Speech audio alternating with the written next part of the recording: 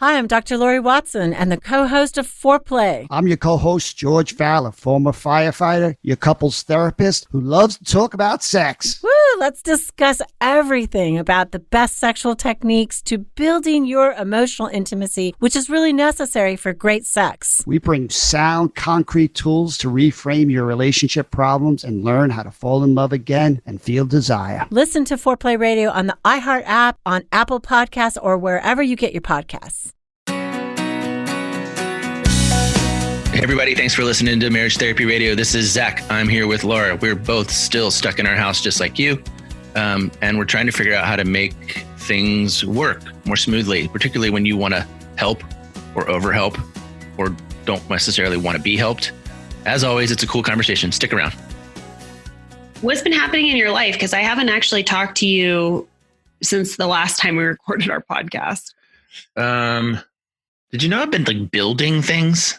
Did I mention that? I hate to say it, but I thought about you today and your handiness building things, because a lot of the school systems right now are celebrating like Earth Week or Earth Month or whatever. They're celebrating the Earth. And okay. So my son gets it in his head that he needs to create a garden in the backyard, which is more of an overhaul and overtaking. But I was thinking, if only Zach was here to build me some above ground planter boxes. I really thought about that. Literally, it's the easiest thing in the world that you can build. Well, it's also something I desired not to do. Zero desire. Yeah. Well, I've been building things. It's been fun. I've been learning a lot. I'm just trying to stay sane, basically. So I'm usually either working or building, or I haven't really even enjoyed much TV watching. Although I watched this series on Netflix called Castlevania. It's interesting. Cartoon. Oh. It's about Dracula though. And it's it's really gory and gross, but it 22 minutes at a time, I can just sort of go. Yeah. It's a new thing for me to try not to watch TV. I have been on a Grey's Anatomy binge, and this is probably the second time in 2 years where I have watched the entire 14 season, maybe they're around 15 or 16. Anyway, I find that I tend to zone out and kind of buffer with watching mindless Netflix. And so I've been really trying not to do that and to read instead. So I've been doing more reading than usual, reading of an actual text, not saying that I'm listening. Hey, I read something, or I heard something really good that I read today. I read it in a book I listened to once. So I'm listening, in case, our listeners are curious what I'm listening to. I'm listening to Glennon Doyle's new book. Rebecca's reading that. Yeah, a lot of women are really enjoying it. I don't know. I mean, I have to say, she's an incredible writer. I know, Zach, you are a great writer, and I know that you appreciate good writers, and she just has a way with words that's so incredible. But I think I'm kind of overdone on the story. The story seems very similar. I just finished her other book, Love Warrior, and to go from Love Warrior to Untamed, it's a lot of the same for me. But she is lovely with words and has an amazing way of expressing her insides through words. And then I'm also, have you heard of the book Mindset by Carol Dweck? I think you've mentioned it before. Yeah. So I'm reading that, but I'm reading it with a notebook next to me, and I'm taking notes and I'm moving slowly. So that I'm also reading. And then there's a book club that I think I'm starting with a bunch of moms in the area for us to be able to stay connected and sane, to do a Zoom book club. And it's something about stars. It's not A Fault in Our Stars. It's something else. Stars. I don't know if I find it. I'm looking on my phone right now to figure out if I can find it, but yeah. So.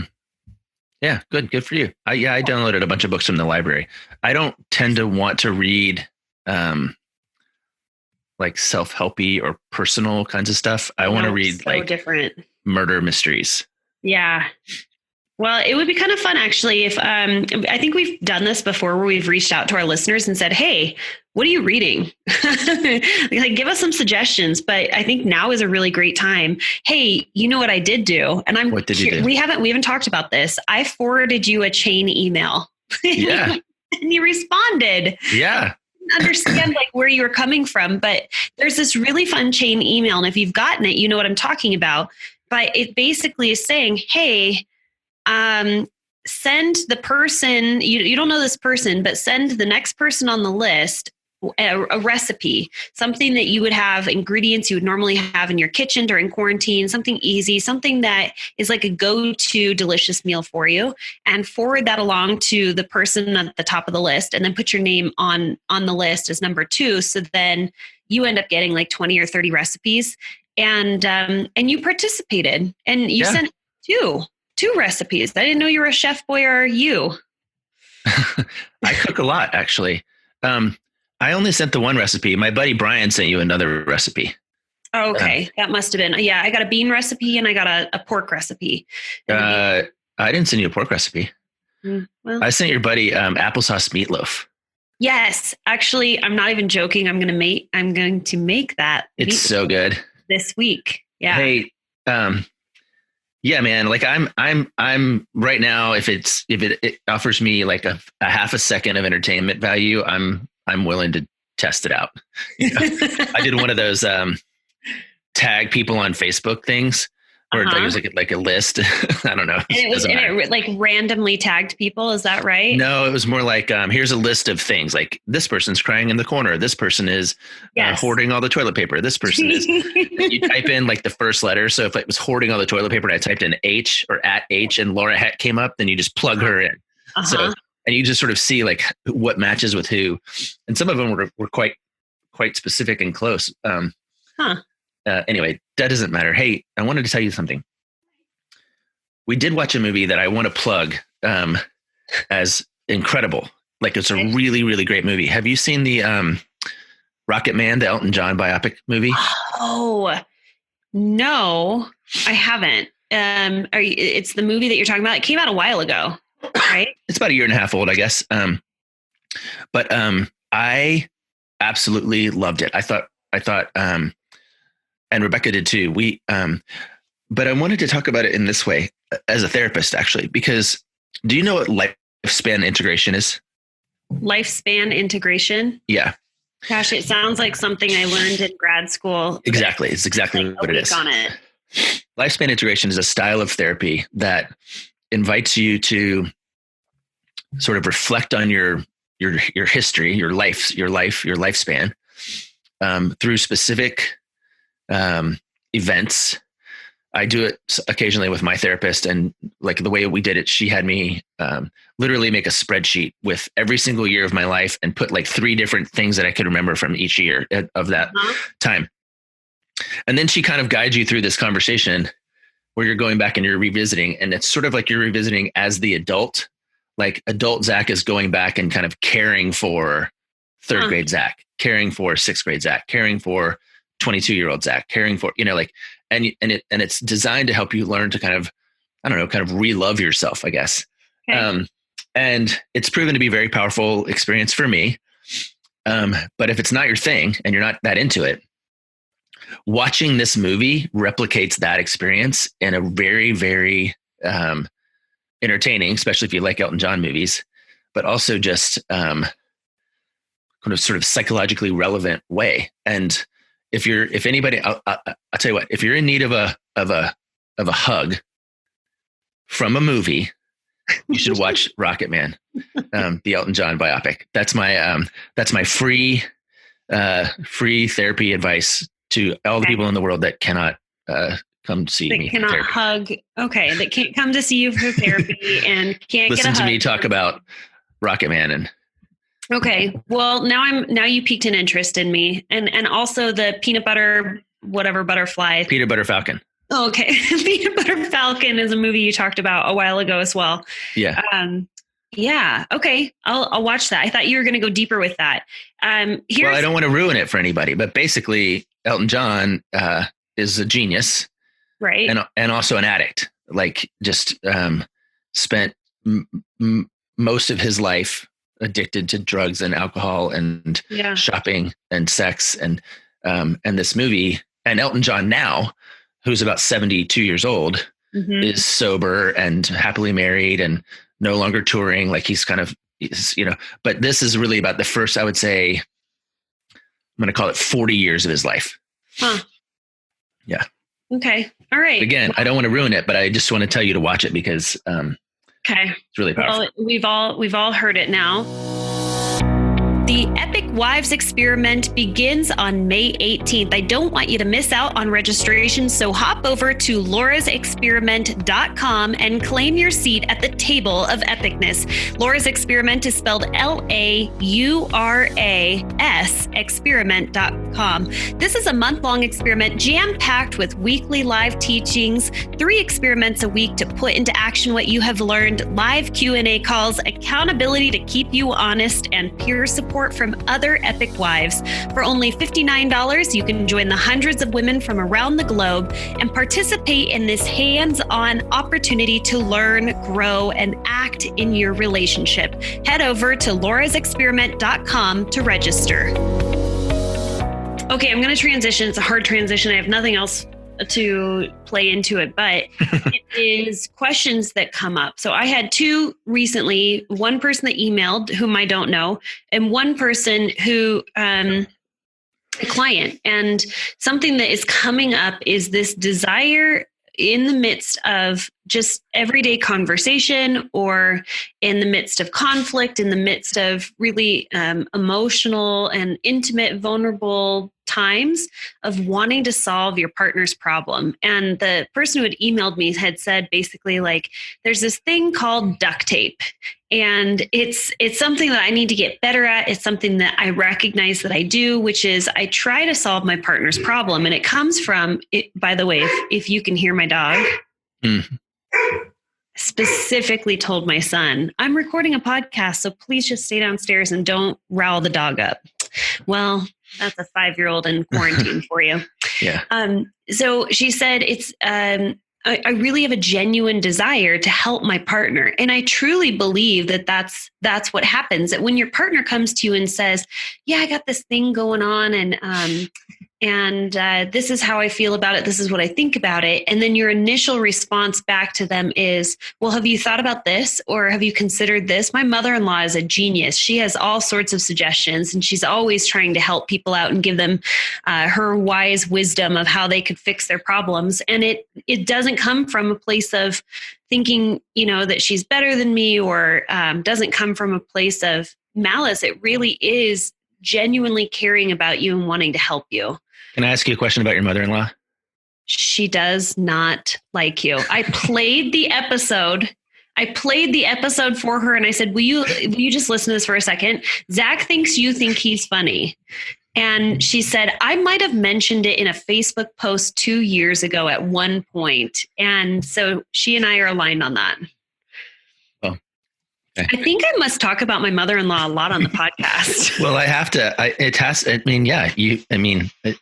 can tell you that people would have been disappointed if you started the story about your mother-in-law and I didn't say, can I ask you a question about your mother-in-law? Does she think I'm hilarious? Does she think I'm funny? You know what? Do you see this in your office of people who house? I see it in my house. Your home office in the birdhouse. No, that's Rebecca's posture. She really, really wants to help. And that's why, in part, this thing is, maybe hardest for those people. This quarantine thing is maybe hardest for those people who are wired to help and be of help, because the one thing that brings them joy and life and love, they literally can't do. Rebecca, we can do it. She's on the PTA. They had a virtual PTA meeting the other night. But yeah, we want to direct and correct sometimes. And I think this is what we were talking about last time, kind of, I don't know if you finished your story, but the genuinely wanting to be of help is very parental. Yeah, and I think that's sometimes where you can get into trouble with your partner. Yeah.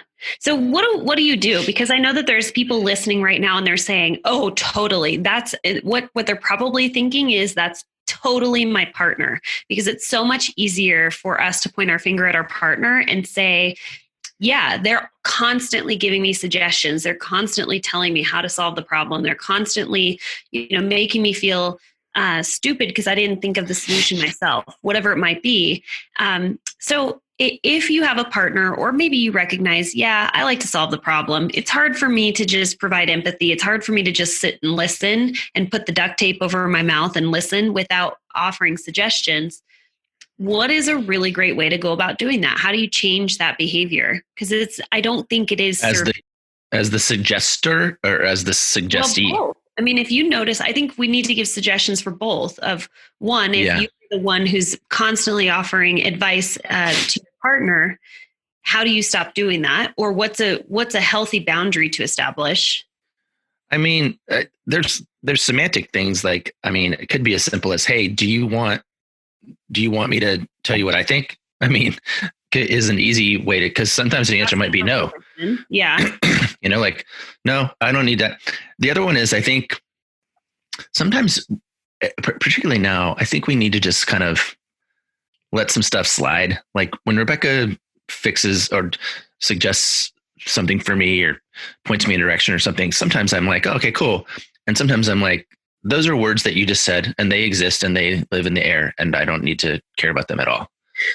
Like that, because if we literally, because of this idea of being stuck with people for 168 hours, if we really took every single word on its own merits, we would drive ourselves crazy. Right. Sometimes people just need to have things in their head that they just need to get out of their head. And that doesn't mean anybody else has to be responsible for it. What I have noticed, and this is something that Abby and I are working on, is we're learning a lot about our defensiveness. So Abby, well, hold on. What's the best way to put this? So I'm thinking about the person who's given a suggestion, right? Okay. Like I know that I tend to get defensive when I agree with the suggestion and I'm resistant to it. Like if Rebecca said something to me like, hey, I really think you ought to wake up by 9 a.m. And I would be like, well, I can sleep as long as I want because I work late and I'm up at 3 a.m. and I would get defensive about that, in part because I think she's kind of right. Like I probably should get up by 9 a.m. and like become a proactive member of the community. And I should not go to bed at 3 a.m. But why do you get defensive though? If it's something that you know and you agree with, why would you get defensive about that? Because I feel like I'm being parented. Here's the juxtaposition, right? If she said something like, I can't believe that you haven't cleaned my car out. And I would be like, that's not part of the deal. Why would I clean your car out? I don't get defensive about that. I don't get defensive about the sort of thing that doesn't cause me, my own personal self, some kind of shame or some kind of guilt, right? And so I think, okay, hold on. Let me go back just for a second, because with the first suggestion, if she's parenting you, that's one thing. But I also think that there's meaning that you are making out of Rebecca telling you something that you already know and you agree with. And so there's something that you're telling yourself. Like you said, shame. You went there on like such a big Brene Brown kick right now. I'm like, I hear shame and I'm like, yes, let's talk about shame. But what is the story that you tell yourself that your wife is giving you suggestions about how you should manage your time? And that's a good question. I think so. So I didn't think that was going to be the second half of your question. So the story I'm telling myself about myself is, I probably do need to be better about my sleep pattern, particularly in a time where no one is governing my schedule. Like there's nothing governing my schedule, and I feel poorly about that. That's the story I'm telling myself about myself. The story I'm telling myself about her is she's better than me. She knows what's good for me and I don't. She's a parent. Mm-hmm. She's trying to demonstrate her wisdom or authority or integrity over top of me. That's the story I start telling myself about her. Right. And then I get defensive. Right. And both of those stories are only one of those stories is true, right? The story that maybe I should actually do this thing that the person who loves me is encouraging me to do. But again, I think I started this whole thing with, if we literally took every single word that was spoken inside of our quarantine houses on its own merits, we would go crazy. I mean, we would just, so sometimes you just got to ignore stuff. Yeah, I agree. I mean, we call that grace, just having grace for your partner, having grace for yourself, and allowing sort of the water to roll off of your back. So But I will say that only happens when you're in a good, healthy space with your friendship. If the two of you feel like, okay, we're on the same team, we're working together, I like my partner, and I like what you say, I know you, I like you, and I've got your back. If you have that overall sense of, I know you, I like you, I've got your back, and your partner has the same for you, then your friendship is strong. If your friendship's strong and your partner says something that you hear and you're like, okay, I'm going to go ahead and just let those words kind of float off into space. I'm not going to grab hold of them. I'm not going to make meaning of them, and I'm not going to respond to them because it's not helpful. Yeah. Then okay, I get that. And I do think that that's really important to be able to do. However, you can't do that unless your friendship is strong. Just saying. I can see that point. That's good. Yeah. Right. And there, of course, one of the things that we were noting before we got on the call, by the way, is the couples that I'm talking to right now, they're generally doing pretty well. And I think that the reason is, and I want to encourage you as listeners of the podcast, is that the couples that I'm talking to, I'm a resource for them. And what they're doing in this time of difficulty is resourcing their relationship. They happen to be doing it with therapy with me, or maybe therapy with Laura. You might be doing it with the podcast. Or Laura maybe does it with the book. She's resourcing this period of time to kind of stay, and maybe I'm resourcing it with building something. I think if you're in a time of stress and tension, which we all are, and you're inclined to focus on the things that are hard or negative, or the things that you want to fix, I would want to reflect to you that it's critical that you resource this. And when I say resource it, I mean, look for ways to become more healthy. Look for ways to become more relationally attuned, or to build your friendship. Because it's those couples that I think the couples that I'm not talking to, which is not every single couple I'm not talking to, of course, but couples that aren't doing that, they are having a harder time. They're just having a harder time. Yeah. I mean, it is kind of an interesting time right now where your attention is coming back to the home. All of the things outside of the home are no longer there for you. You can't just sort of slip away and go on, a girls' night, or you can't hop off at the bar and numb away your pain. You can't. I mean, there's a lot of things that would distract you. Busy kid schedules where you're going back and forth. Are you okay? You look like you were in pain for a second. I was standing. I was sort of sitting on my foot, I had one foot on top of the other foot. And I was like and then I picked it up, and it was like, I'm not even joking. For a second, I'm 46 years old. And I thought, he's having a heart attack in front of me. I can see you having a heart attack. I'm not joking. That went through my mind, Zach. I was just trying to bend my foot. Okay. Old man problems. I didn't lose my train of thought. But right now, I think a really great time. We're shining a great big bright light on our relationship, on our home, on our house, all the places where we can't be distracted. And I think a great place to start, like you said, is resourcing and shining a great big light on ourselves, and understanding maybe there's that one thing that in your relationship has not been serving your relationship. Maybe it's a habit of solving your partner's problems, that when they're coming to you and they're talking and they want your empathy, they want your understanding, they want you to see them so that they can be vulnerable, and your gut reaction is to solve their problem, even if it's based in a place of, no, I genuinely want to help you, I love you, I care about you, but it's not serving the relationship, because that drives your partner bonkers. What's interesting is I'm not done with my thought. Sorry. Now might be a good time to just think about, stop it. Zach, does this mean that there's no audio for you? No, I'm just spinning this in my hand. Oh my gosh, you scared me for a second. I thought that for some reason your headphones weren't plugged in and that we had zero audio. Fine. I didn't finish my thought. The listeners were about ready to get a golden nugget of truth, and now there's no. Well, what I was going to say is to the person who wrote that email in about duct tape, right? Duct tape is a very, very helpful tool. It can do a lot of things, but it's not very subtle. Like it doesn't help. Like it literally makes this noise when you pull it off, and it's right. And you have to basically manufacture a solution for whatever the problem is, whether it's plumbing or drywall or keeping your muffler on top of your on the bottom of your car or whatever. This and I think brought to you by duct tape. Yeah. So what I would say is the desire to be of help, if that's what we're calling duct tape, that's a really great tool. It's a really, really great tool, but it requires some subtlety. And that's where I think, again, being able to go, hey, my brain is doing this thing where I want to tell you what I think.